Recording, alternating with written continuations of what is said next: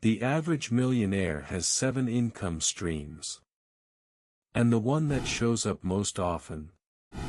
Real estate.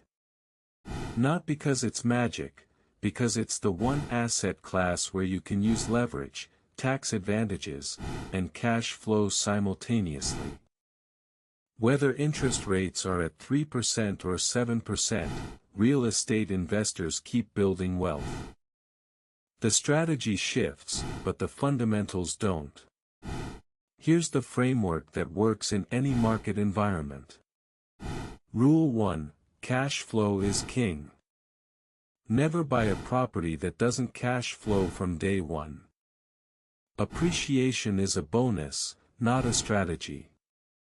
Run the numbers conservatively, assume 8% vacancy, 10% maintenance, and 10% property management even if you self-manage.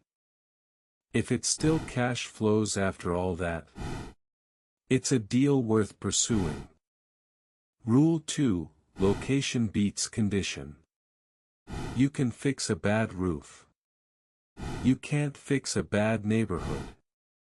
Look for areas with job growth, population growth, and infrastructure investment. These 3 factors predict property appreciation better than any other metric. Follow the jobs, and the tenants follow you. Rule 3: Leverage intelligently.